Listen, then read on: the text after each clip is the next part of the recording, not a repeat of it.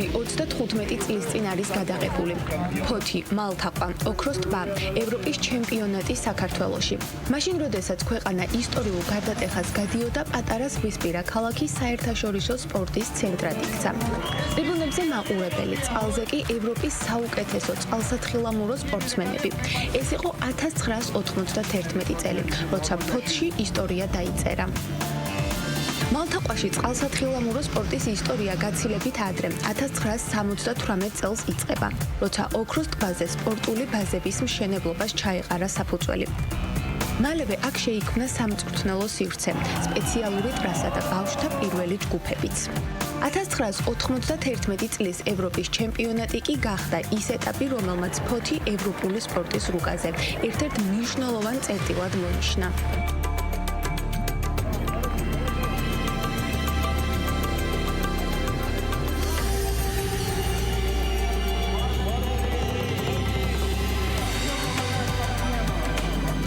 იმავე პერიოდში ქართულმა ნაკრებმა და სპორტსმენებმა მნიშვნელოვანი შედეგები აჩვენეს. კახაბერ ქაჯაია, გიორგი სურგულაძე, რევაზ ჭიხვარია, ვასილ ბუდუროვი. ეს ის სახელებია, რომლებმაც ქართული წყალსათხილამურო სპორტის განვითარებას საფუძველი ჩაუყარეს. მათი მონაწილეობა საერთაშორისო ასპარეზზე იმ დროისთვის უკვე ისტორიულ მნიშვნელობას ატარებდა.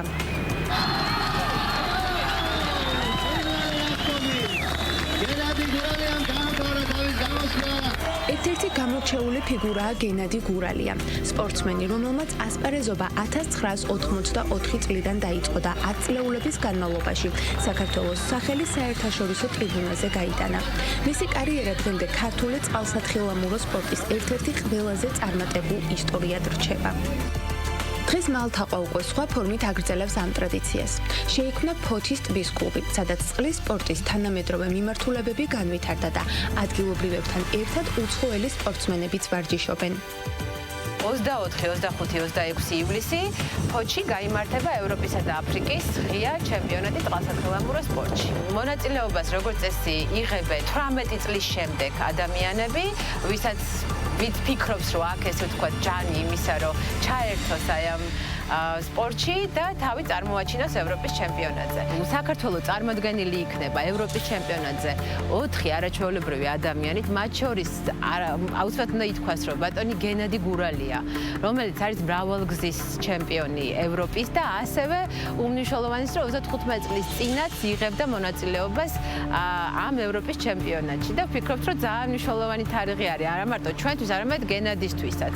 იმიტომ რომ 35 წლის შემდეგ იგივე გზა უნდა გაიაროს და იგივე რეზულტატი უნდა გვანახოს. ფოთი ეს არის რეგიონი, სადაც როცა ჩახვალთ, აბსოლუტურად ყველა ადამიანმა იცის და აბსოლუტურად ყველა ადამიანი ამ სპორტის კომოდია. იმიტომ რომ ყველას ახსოვს 35 წლის უკანდელი კადრები, ახსოვთ ეს ემოცია და მათთვის ეს პრაქტიკულად იდენტობის ნაწილია. ამიტომ ვფიქრობთ, რომ წელს ყველა ნამდვილი ფოთელი იქნება ჩვენთან ეს თქვა ღონისძიებაზე სტუმრის სახით, ყველას ველოდებით, პირდებით არაჩვეულებრივ სიურპრიზებს.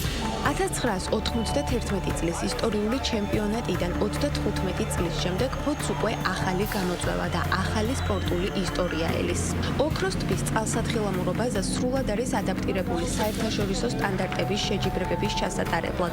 წლების შემდეგ მალთაყვა ისევ რჩება ადგილად, სადაც ისტორია არ მთავრდება, ის უბრალოდ ახალ ეტაპზე გადადის.